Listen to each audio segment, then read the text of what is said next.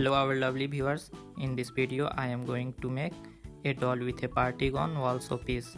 As you can see, it looks so pretty. So without doing any delay, let's see first what we require to make this showpiece.